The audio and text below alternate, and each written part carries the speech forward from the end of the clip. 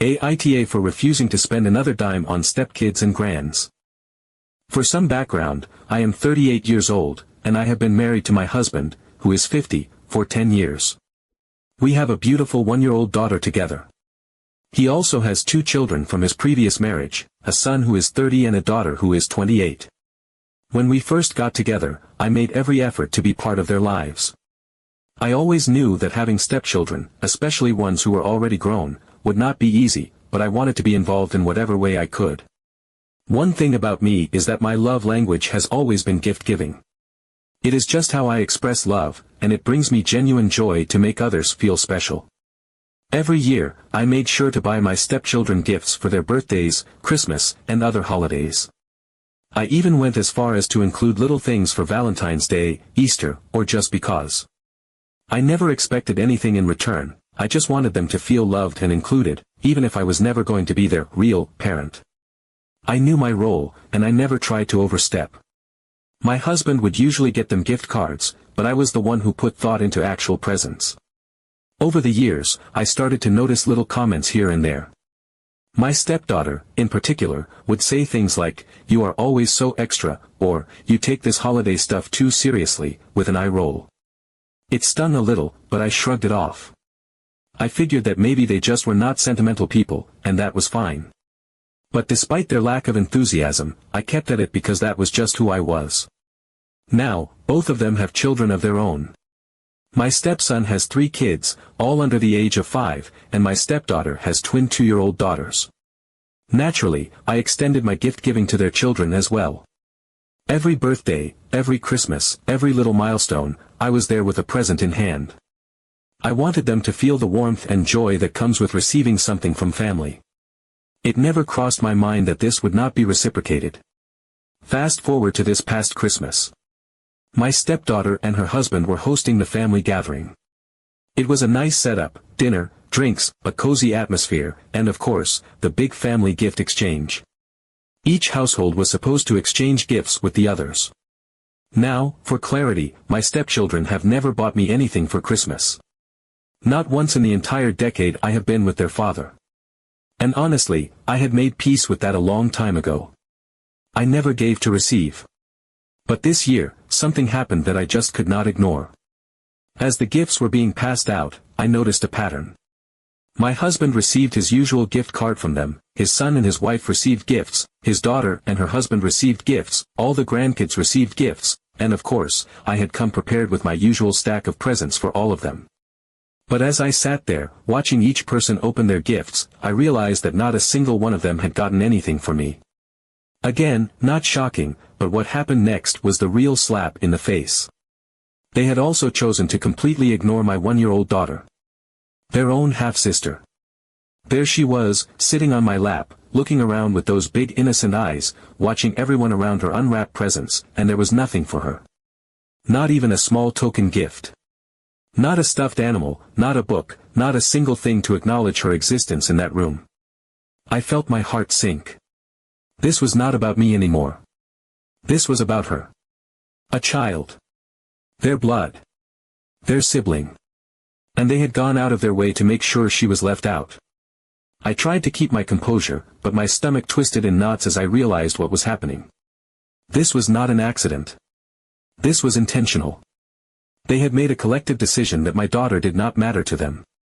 I looked over at my husband, who seemed completely oblivious to what was going on. Or maybe he noticed and just chose not to make a scene. Either way, I was done. I picked up my daughter, gathered my things, and without a word, I walked out of that house. When we got home, I let my husband have it. I told him that I had spent the last decade trying to be a part of his family, trying to be kind, trying to make sure everyone felt thought of, and this was how they repaid me. It was one thing for them to ignore me, but to exclude their own half-sister was beyond cruel. I told him I would never again spend a single dime on his children or his grandchildren. They were not my family. And I meant it. And if that was not enough, I later found out that his children had done a family photo shoot with all the grandkids, but left my daughter out of it.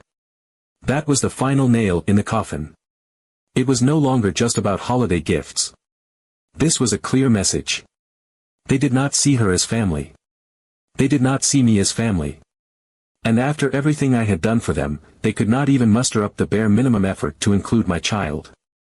So no, I do not regret leaving that night. I do not regret cutting off the gift giving.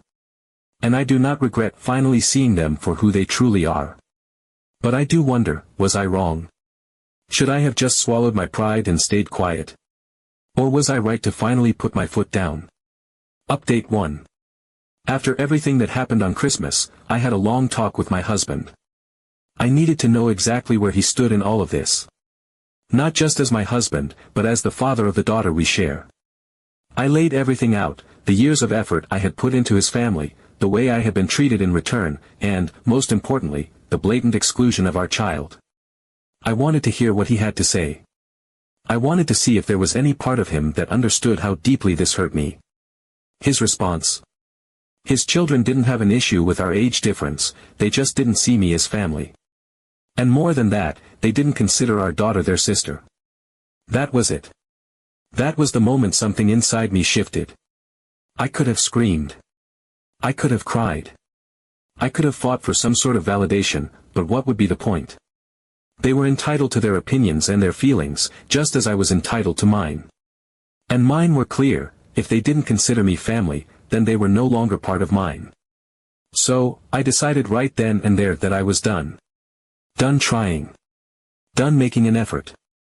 Done pretending that I had some kind of obligation to people who had made it clear that they felt none toward me or my daughter. I was no longer their stepmother. I was simply their father's wife. Nothing more, nothing less. And as for my daughter, she was mine. Just mine. Valentine's Day came and went, and for the first time in 10 years, I didn't spend a single dime on his children or grandchildren. No cute little cards, no small thoughtful gifts, no carefully wrapped packages with their names on them. Nothing.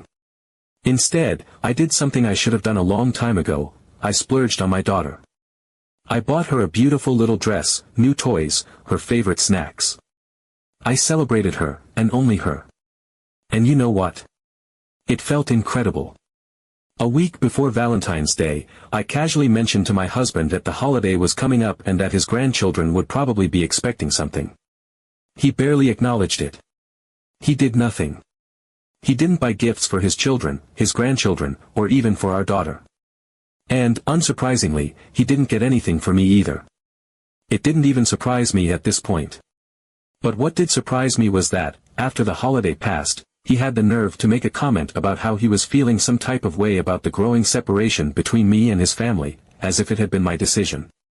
That was when I laid it all out for him. I reminded him that I was simply respecting the boundaries that his family had set.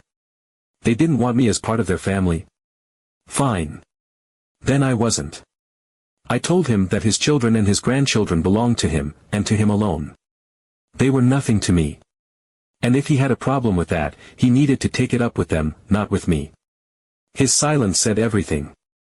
And in that silence, I knew. This marriage wouldn't last. Not because of this situation alone, but because of what it represented. There was something I had failed to mention before. Something that, looking back, should have been a red flag from the start. Between his first marriage and ours, my husband had been married to another woman. According to him, she had treated his children horribly. He had painted her as some kind of villain, someone who had been cruel and unkind to them. And at the time, I had believed him. Why wouldn't I? I didn't know her, had never met her, and only had his word to go off of. But now, after everything, I started to wonder. Was the story really as one-sided as he made it seem? Was she truly the monster he described, or had she, too, simply stopped tolerating his children's behavior? Had she, like me, tried to be a part of the family only to realize that she was never actually welcome? Had she also reached a breaking point where she decided that she was done? I would never know the full truth, but what I did know was that he seemed to think his children's attitude toward me stemmed from past traumas with his second wife. That they treated me this way because of something that happened before I was ever even in the picture. And that, to me, was bullshit. They were grown adults. They had families of their own. They had the capacity to treat people with kindness and respect if they chose to. And yet, they had never once made the effort. They had never once tried to get to know me outside of the role they had boxed me into. They had made their choice. And now, I was making mine. From this moment forward, I would no longer be a doormat. I would no longer be the one giving and giving while receiving nothing in return. I would no longer pretend that we were some kind of blended family when, in reality, I was nothing more than an outsider. I would put my energy where it mattered, into myself and my daughter. And my husband? Well, he could either accept that, or he could finally admit to himself that our marriage was already crumbling. Because at the end of the day, this wasn't just about his children or his grandchildren. This was about him. His inaction. His unwillingness to stand up for me or our daughter. His inability to see what was right in front of him. Update 2. After Valentine's Day, I settled into my new mindset. No more reaching out, no more trying to bridge a gap that clearly wasn't meant to be crossed. My focus was on my daughter and my own well-being. I stopped checking in on my stepchildren, stopped making the effort that had never been appreciated in the first place. It was surprisingly easy once I let go of the obligation I had forced upon myself. There was no anger left, just clarity. They had made their choice, and now I was making mine. My husband, as expected, continued to do nothing. If he was uncomfortable with the distance growing between us, he never made any real effort to fix it. He carried on as if nothing had changed, as if our marriage wasn't cracking beneath the weight of his indifference. It was almost impressive how seamlessly he ignored the tension in the house, as though he had perfected the art of passive existence. Then, out of nowhere, something unexpected happened. I got a message, an Instagram DM from my husband's ex-wife. Not the mother of his children, but the woman he had married after her. The one he had painted as cruel and vindictive. The one he claimed had made his children's lives miserable. At first, I hesitated to open it. What could she possibly have to say to me? But curiosity got the best of me, and I clicked. Just wanted to say, I see what's happening. And I'm sorry. I've been there. That was all she wrote, but it was enough to send my mind spinning. I stared at the message for a long time before responding. I wasn't sure what her intentions were, and I wasn't sure I wanted to engage. But something about the way she phrased it, I see what's happening, made my stomach twist. She wasn't guessing. She wasn't fishing for information. She already knew. I responded cautiously, and before I knew it, we were exchanging long messages about our eerily similar experiences. She told me how, when she had been married to my husband, she had gone above and beyond for his children. She had tried to be a parental figure, tried to support them, tried to make them feel loved, and yet no matter what she did, it was met with cold indifference. She had made their birthdays special, made sure Christmas felt magical, planned family outings, and in the end, none of it mattered. They had never accepted her. Worse, they had made it clear that they never wanted to. She told me about the years of subtle digs, the passive-aggressive comments, the way they would openly dismiss her efforts and make her feel like she was intruding in her own home. And the worst part? My husband had never stepped in. He had watched it all unfold, shrugged, and let it happen. She had spent years convincing herself that if she just tried harder, if she just loved them more, they would come around. They never did. She told me how, when she finally stopped trying, she was blamed for the rift that had already existed long before she ever came into the picture. She was accused of being distant, of being cold, of not being family-oriented enough. And then, when she had had enough and walked away, they made sure to rewrite the narrative. She became the villain. The evil stepmother. The one who never cared. I felt sick reading her words. Every sentence felt like looking into a mirror. Then she dropped something I wasn't expecting. He told you I treated them horribly, didn't he? That I was the reason they wanted nothing to do with me. I sat there, phone in my hands, unsure of how to respond. Because yes, that was exactly what he had told me. That she had been cruel to his children, that she had caused them pain, that her mistreatment of them had been the reason they never accepted her. I had believed him. I had never questioned it. I told her as much. And she responded almost immediately. It was never me. It was them. And he let it happen. That sentence hit me like a freight train. It wasn't just about his children. It was about him. He had let this same cycle play out before, just like he was letting it play out now. He had chosen passivity over action, silence over accountability. He had watched as I tried and tried and tried, all while knowing exactly how this would end. Because it had happened before. He had seen it happen before. And yet, he had never once warned me. Never once stepped in to prevent it. How could he let me go through this knowing it would break me the same way it had broken her? How could he let me give everything to his children, knowing they would never give anything back? How could he let them ignore our daughter, knowing that they had already proven themselves capable of this level of cruelty? And then the real question crept into my mind. How many other things had he rewritten? How many other stories had he framed in a way that made him look innocent while everyone else looked like the problem? How much of what I believed about his past was the truth, and how much of it was just the version that made him the victim? I felt a deep sense of unease settle over me. He hadn't lied outright, but he had conveniently left out his role in all of this. He had painted himself as a man who had simply been unlucky in love, who had married a woman that mistreated his children and drove a wedge between them. But now, I was seeing the full picture. He had allowed that wedge to form. He had watched it grow. And then, when it became too big to ignore, he had let the blame fall on someone else's shoulders. And now, history was repeating itself. The difference was, I wasn't going to let it play out the same way. For the first time in my marriage, I started seriously considering what my life would look like without my husband. Update 3. After my conversation with his ex-wife, I knew I needed clarity. I had spent too long making excuses, hoping for change, convincing myself that things would somehow get better if I just put in enough effort. Every ignored attempt, every quiet dismissal, every moment of being treated like an outsider had accumulated over the years, but I had always found a way to justify it. They needed more time. They had been through a lot. They weren't used to me yet. I had built my entire approach to this family on the belief that one day, things would shift.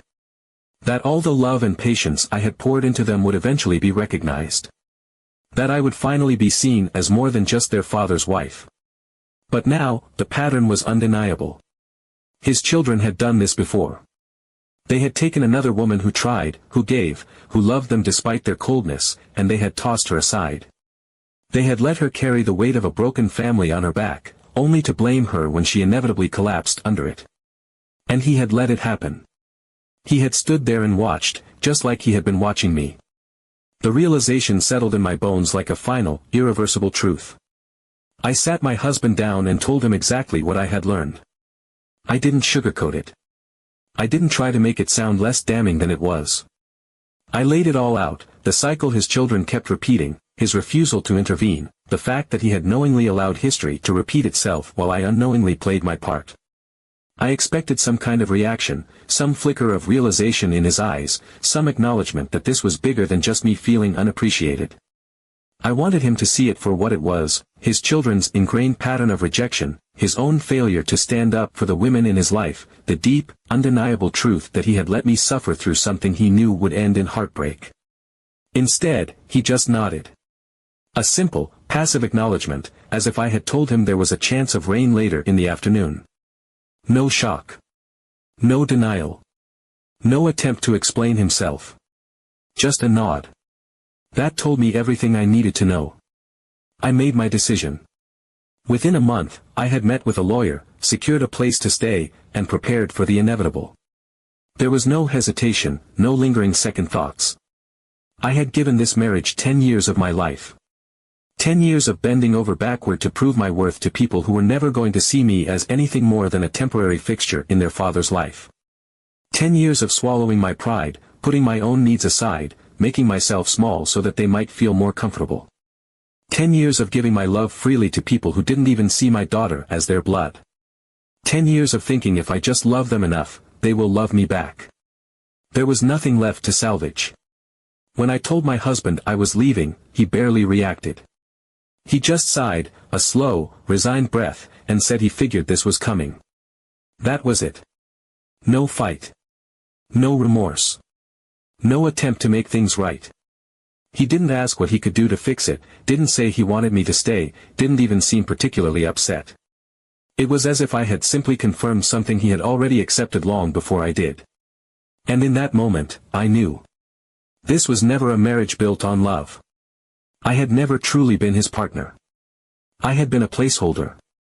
Someone to fill the space in his life while he drifted along, passive as ever, letting things happen around him instead of making any real choices. He didn't choose me. He didn't fight for me. He just existed beside me, the way he had existed beside his ex-wife, the way he had existed beside his children as they hurt the people who tried to love them. The day I left, I felt more relief than sadness. There was no dramatic goodbye, no long-winded farewell. I packed up my daughter's things, gathered what I needed, walked out the door, and never looked back. What happened next was the real shocker.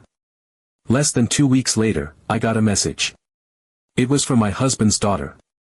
The same daughter who had made it abundantly clear that she didn't consider me family, the same one who had happily excluded my child from Christmas, the same one who had never once shown me an ounce of warmth. At first, I assumed she was reaching out to acknowledge what had happened, to take some kind of responsibility, to express regret or even just recognition of how things had unfolded. That wasn't it at all. She wanted to know if I still planned on sending gifts to her kids for their birthdays. I laughed out loud when I read the message. It was so absurd, so completely detached from reality, that it almost didn't seem real. Even after everything, she still thought I would be playing the role of the doting step-grandmother. She still expected the benefits of my kindness without ever having given me the bare minimum of respect in return. She genuinely believed that I would continue to give, even after being pushed out of their family like I had never mattered in the first place. It was almost impressive, in a way. The entitlement. The audacity. The sheer lack of self-awareness. My response was short and to the point. I told her she didn't understand. We weren't family. She had made sure of that. That was the last time I ever heard from her. As for my ex-husband, I heard through mutual acquaintances that he had started seeing someone new within a few months. The news didn't surprise me. He had always needed someone to fill the empty spaces in his life, someone to take on the emotional labor he refused to carry himself. And all I could think was, does she know what she's walking into? Does she know the cycle she's about to step into? Does she know that she'll spend years trying, only to be dismissed just like I was? But none of that was my problem anymore. Now, it's just me and my daughter. And for the first time in a long time, I feel free.